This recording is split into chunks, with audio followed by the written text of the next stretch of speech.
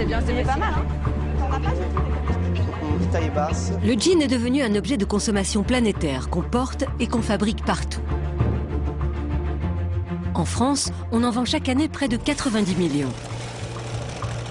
Un succès commercial énorme qui ne doit pas faire oublier que sa production, répartie sur 4 continents, a un impact direct sur l'environnement.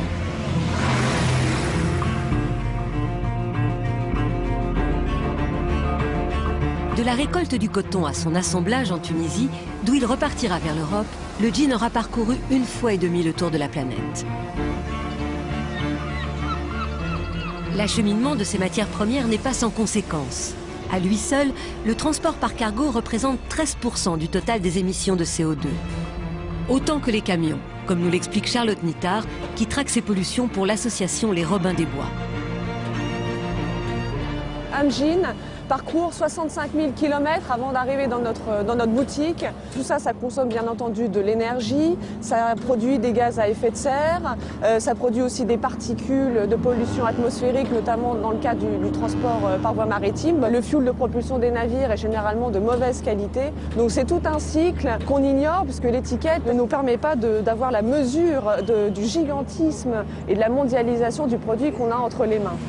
Pour fabriquer un jean, il faut au total 18 composants venus du monde entier qui vont converger vers un même lieu d'assemblage comme ici en Tunisie.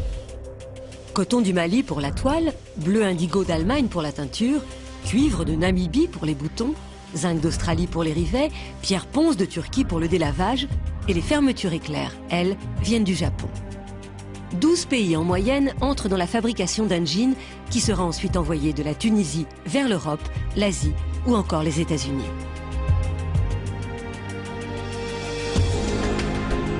Si la moitié des dégâts écologiques d'un jean est liée au transport, l'autre moitié est causée par la culture de sa matière première, le coton.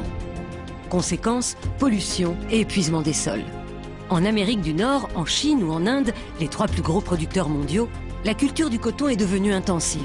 La production mondiale a été multipliée par 4 en 20 ans. Aucune activité agricole ne consomme autant de produits chimiques que le coton.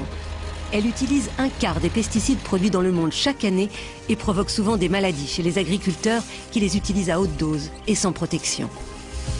En Europe, ces pesticides sont interdits depuis des années, mais en Inde, ce marché est en pleine expansion. Tout ça pour notre consommation de jeans et de t-shirts. Le coton pour le jean, c'est une matière naturelle qui au départ ne nécessite pas beaucoup d'eau, mais qui par contre dans des plantations intensives est très gourmand en eau. C'est entre 5 000 et 25 000 litres pour faire 1 kg de coton jean, ce qui est absolument considérable. Et en ordre de grandeur, c'est 100 jours de consommation d'un habitant en France, et puis ça peut être plusieurs années d'un habitant dans le sud Sahel. Après la récolte, le coton est envoyé vers des filatures au Pakistan ou en Italie pour y être tissé et teint. La toile part ensuite en cargo pour sa destination finale, à l'autre bout du monde. Comme à Ras Jebel, en Tunisie, où plusieurs grandes marques françaises et américaines ont délocalisé leur production pour profiter de salaires 10 fois plus bas qu'en Europe. 150 € par mois, le prix de 2 jeans achetés en France. Mais ici, le jean fait vivre des milliers d'ouvriers. Labidi Fati est l'un des plus grands fabricants du pays. On n'a pas franchement la traçabilité sur cette matière-là. On sait que ça provient un peu partout de monde, c'est un produit mondial. Ça peut venir d'Inde, de Pakistan, de Côte d'Ivoire, d'Égypte, d'Afrique du Sud. Et après, donc, ils sont rassemblés, ils sont fabriqués dans des pays comme la Tunisie, le Maroc. La mode est au jean délavé et l'on retrouve ici notre Pierre Ponce, venu de Turquie. Mais comble du ridicule de notre époque, ces jeans encore neufs il y a quelques minutes vont être artificiellement vieillis. Des dizaines d'ouvrières vont les user, les déchirer, en un mot, les rendre tendance. Elles vont leur faire subir plus d'une 50aine de traitements. C'est l'étape la plus polluante de sa fabrication car elle nécessite des produits chimiques comme le chlore ou le permanganate de potassium.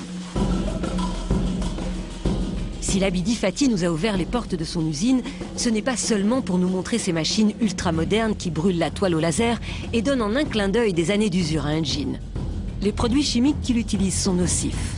Et il a tenu à nous prouver qu'il les retraite pour ne pas endommager l'environnement. Donc ici vous êtes à la station, dans notre station de traitement biologique qui nous a coûté à peu près 1 million d'euros et quand l'investissement a été fait sur 2008. Donc cet investissement nous permet aujourd'hui de traiter de manière biologique tous les eaux usées de notre usine et de ne pas déverser que de l'eau propre dans la nature. En Tunisie, la loi oblige les nouvelles usines qui s'installent à s'équiper de stations de retraitement. Mais beaucoup d'anciennes unités ne sont pas conformes aux normes environnementales, comme cette usine à la périphérie de Tunis qui rejette encore ses eaux usées et pollue les cours d'eau, la mer et les nappes phréatiques. Si le client européen ferme les yeux, alors tous les abus sont possibles. Donc là, vous avez les rejets de l'usine qui est juste derrière et on comprend mieux quand on voit les rejets que certains industriels du gin se considèrent comme des industriels de la chimie.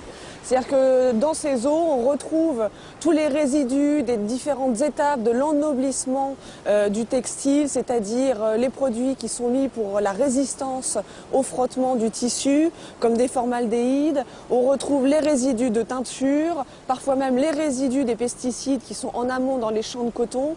Et tout ça, si c'est pas traité, contamine la rivière, provoque des asphyxies, des mortalités massives de poissons, puis une perturbation totale de l'écosystème, comme on peut s'en rendre compte. La plupart des usines en Tunisie ont fait des gros efforts au cours des dernières années. Par contre, en Asie, c'est pas du tout le cas. Et ce qu'on voit ici est la règle dans le milieu asiatique et notamment en Inde. Pollution, problèmes de santé pour ceux qui travaillent dans un grand nombre d'usines et dans les champs de coton. Le voyage du gin se dessine de pays en pays à travers des coûts de production toujours plus bas, au détriment des hommes et de la planète. Alors comment faire pour en alléger son empreinte écologique? Quelle est la solution pour ne pas porter un gin qui aura nécessité 1 litre de pesticides et consommé 25 litres de pétrole? Il y a quelques questions à se poser, savoir où est-ce que c'est fabriqué, favoriser la proximité, favoriser les labels ou en tout cas essayer à partir des pays de production de favoriser des bonnes conditions sociales de production, éventuellement du coton biologique, c'est l'idéal bien entendu. Et puis si on veut absolument avoir un jean usé, il y a quelque chose qui est absolument fantastique, qui est économique et qui est écologique, ça s'appelle la fripe. Et dans les friperies, il y a des tas de jeans qui sont usés, qui sont parfois super et qui seront en plus de ça beaucoup moins chers que ceux qui sont usés volontairement et artificiellement.